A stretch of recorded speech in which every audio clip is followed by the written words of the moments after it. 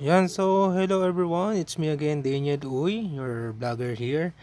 And nakadub lang tayo ngayon sa ating vlog kasi hindi ko napansin na sira na pala yung mic na gamit ko. So we are here at Manila International Auto Show, MIAS, dito sa World Trade Center, Pasay.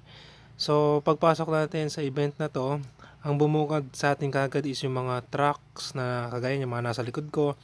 And then yung mga customized na sasakyan. So, hello Rhino Philippines.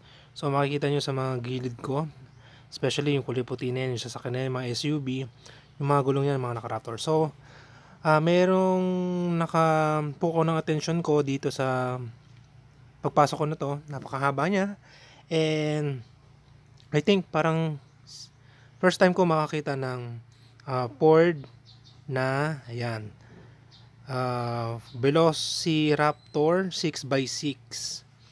So as we can see, customer siya ni Black Rhino, and meron siyang bar, then may LED light sa taas.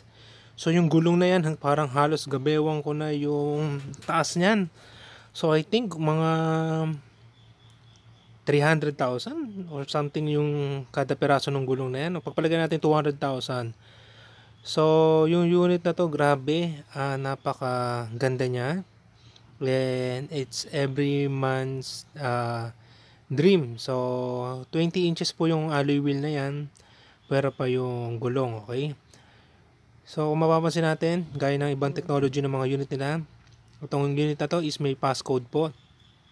So, yung passcode na yan, it doesn't mean na pag na-enter mo siya, mapapa-under mo yung sasakyan. So, kailangan pa rin natin syempre nung susi niya na smart key or de susi siya. So, hindi ko na napansin kasi hindi kita from here yung susian niya.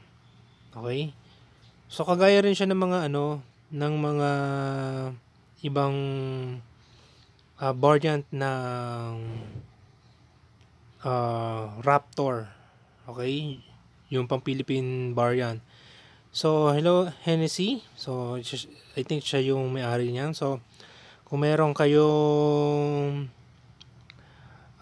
inquiries regarding sa mga customized na to, you may contact the numbers you have seen in the back of and front of the car. So, yan. 143. Yan.